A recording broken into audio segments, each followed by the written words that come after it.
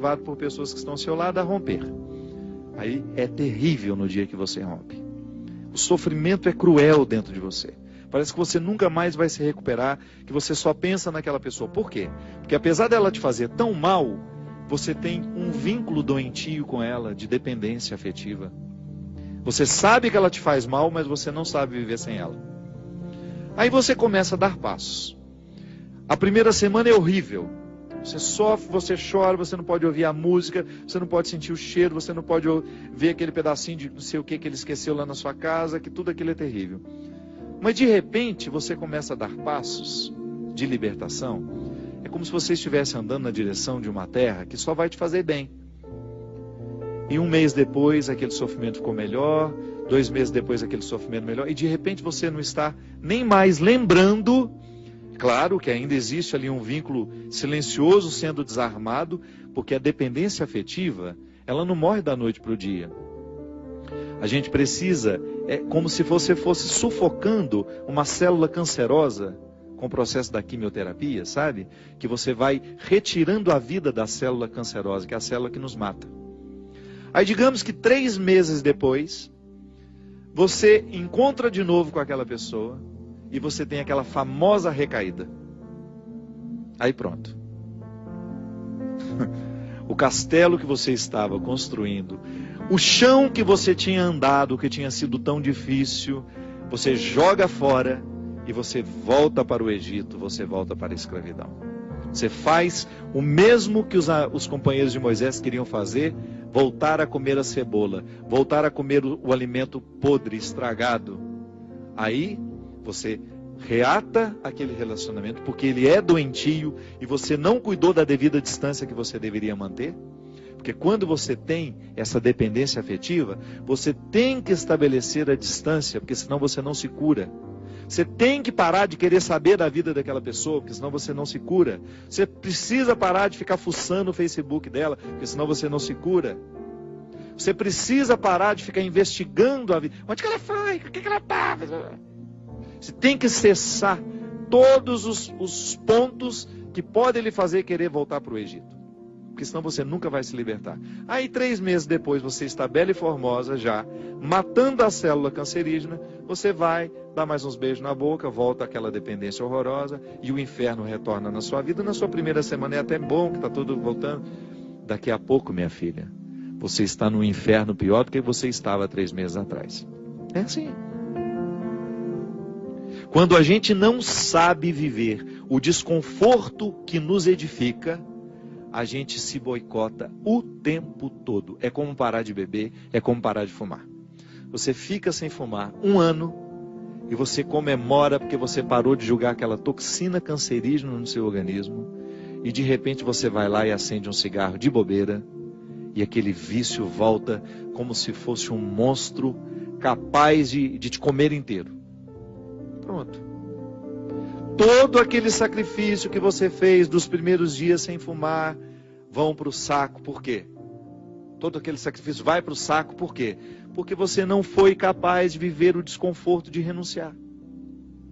Minha gente, é impressionante como essa mão de Deus nos auxilia assim, nos fazendo conscientes do que nós precisamos romper na nossa vida. São situações que a gente precisa estabelecer limites para elas, porque senão a gente não vai ser curado nunca. A gente vai ficar eternamente doente na fila dos necessitados, chorando e mendigando um pãozinho de bondade do outro, um pãozinho de afeto do outro. Pelo amor de Deus, nós não fomos feitos para isso. Nós não fomos feitos para ficar arrastando dependentes afetivamente dos outros. A gente foi feito para amar. E o amor só tem sentido na nossa vida se for para nos edificar, se for para nos ajudar a atravessar o desconforto do deserto. Caso contrário, ele não faz sentido. Esse pseudo-amor, esse falso amor que às vezes a gente diz sentir um pelo outro, que não nos ajuda nos desconfortos do deserto. Eu preciso viver os meus desertos, você precisa viver os seus. E os verdadeiros amigos são aqueles que reconhecem os desertos que o outro precisa passar e fala: isso mesmo. Vamos passar por esse deserto porque você precisa dele. Agora, a Poliana, ela quer aquela vida feliz, ordenada. Lembra daquela personagem? A Poliana, onde tudo era o jogo do contente, né? Para com isso. Assassine esse instinto infantil que existe dentro de você, que lhe faz ter medo dos desconfortos da vida. O desconforto da vida, quando bem vivido, ele só nos torna melhores. Tira essa máscara de coitadinha que você gruda na sua cara para os outros terem eternamente pena de você. Você só perde tempo na vida assim. Que bobagem. Deus nos segura na nossa mão, é para a gente ter condições de atravessar esse deserto. Não é para ficar recaindo eternamente e voltar a comer as cebolas do Egito, porque a gente teve dó de nós, porque a gente teve dó do outro, não. A caminhada é para frente que se vai. E chega um momento, quando Moisés chega diante de Deus e fala, agora você resolve essa situação, porque eu não sei mais o que fazer. Já construíram um bezerro de ouro no meio do caminho, já arrumaram confusão, já estão adorando até outras situações, então nem lembrando que o Senhor existe. Eles só não voltam porque está longe demais. Mas retornam de outra maneira, não retornam na geografia. Sabe? Eles não voltam geograficamente porque estava longe já do Egito. Eles morreriam no meio do caminho. Mas não voltavam geograficamente, mas voltavam afetivamente. Porque às vezes a gente já ultrapassou o território da nossa escravidão físico. Eu já saí da cadeia, mas a cadeia não saiu de mim. É assim que funciona. Eu já dei os passos na direção da minha liberdade, mas eu não fiz a conquista da minha liberdade. Eu não decretei a conquista da minha liberdade. Então eu fico afetivamente preso ao meu passado. Lamentando as cebolas do Egito, lamentando o namoro que terminou, a situação que foi terminada, a amizade que foi traída. Então quando Moisés está diante do Mar Vermelho, e ele fica apavorado, porque agora eles não tinham mais para onde ir, ou atravessavam o mar, ou voltavam para o Egito, e o exército do faraó já estava chegando para capturá-los. O que ele faz? Ele tem uma reunião particular com o Senhor, né? Uma audiência particular de urgência. Liga lá para o secretário de Deus e fala, pelo amor de Deus, você pede para ele me atender hoje, que eu não posso mais ficar sem essa resposta. O exército do faraó está chegando. E aí ele acha que Deus iria dar uma resposta fácil para ele, né? Ia dar uma solução rápida. Não. O que Deus fala? Lembra, Gino? Lembra? Corre, né?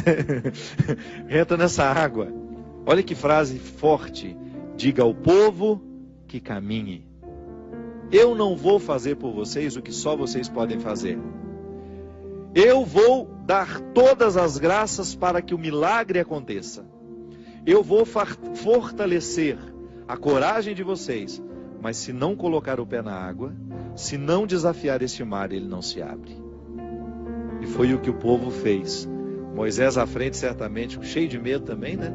Ai, meu Pai de misericórdia, o que vai acontecer agora? Quando ele começou a entrar, a colocar os pés na água, Deus faz a sua parte.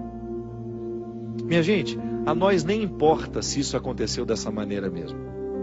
A nós interessa é o fato de que Deus faz diariamente isso na nossa vida.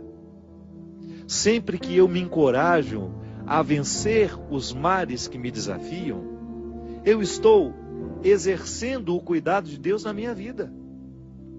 Sempre que eu me encorajo a colocar o pé no mar que me ameaça, eu estou cumprindo a parte da promessa de que Ele estará sempre ao meu lado. Você faz a mesma coisa.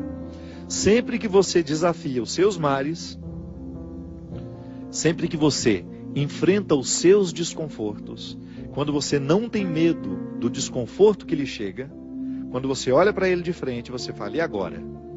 O que é que nós vamos fazer a partir desse momento?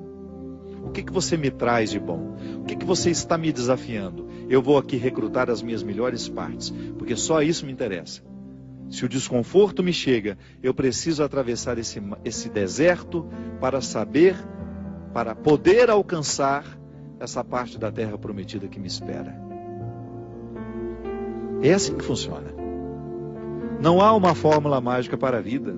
Ainda que a gente não acreditasse em Deus, nós teríamos de viver os desconfortos que nos fazem crescer.